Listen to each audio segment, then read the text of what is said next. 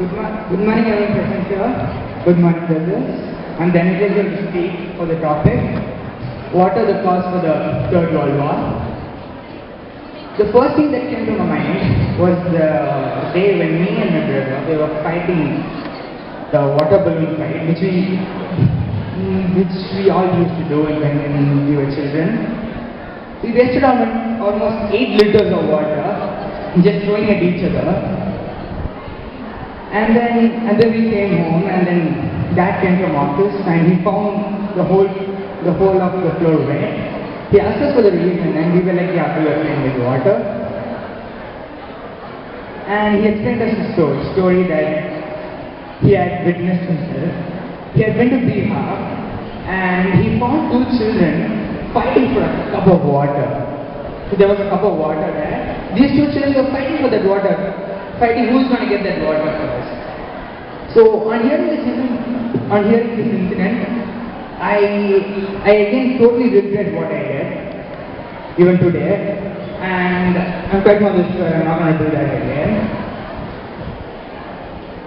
Then we have all heard about other fights that's happening in South India, the Mullai Periyar Dam.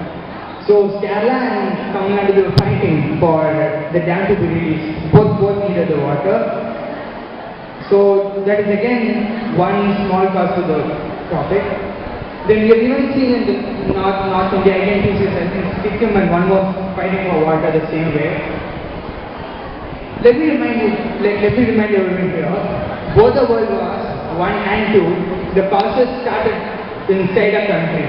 For the World War I was the Syria crisis, and the second one was the death of Archduke Ferdinand. Both these started inside a country and then it expanded to the world. So I can even predict that inside India when you have so many fights, you can't even imagine the amount of fights that happen if you take this topic to the world. Let me conclude by remembering a poem which we all used to sing, alright?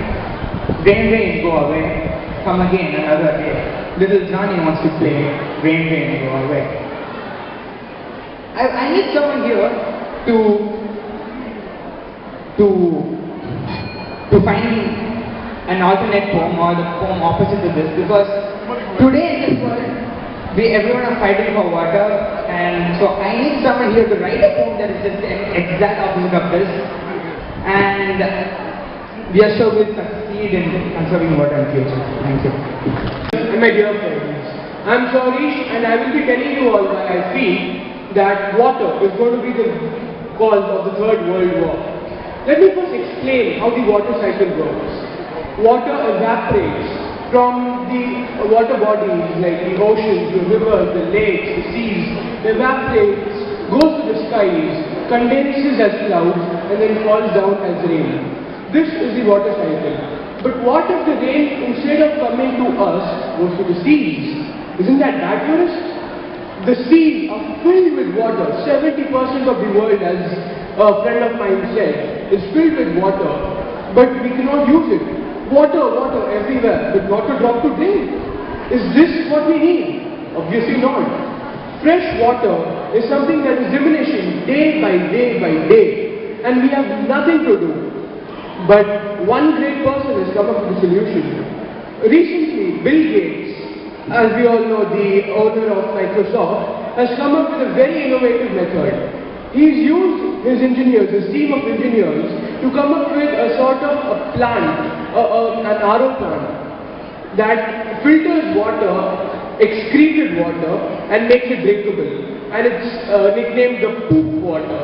But he came on the Jimmy Fallon show 3 months ago, and it worked. And this is the key to our solution. This is the solution to our problem. Undoubtedly, water is the most important resource that we need to conserve.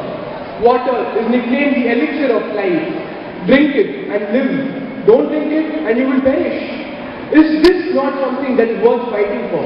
Do you think the people, the countries will not fight for something like this? Right now it's just going on in states, and states will soon become countries. Is this something that humanity should fight for? Humanity should live for itself, and water is something that it cannot miss.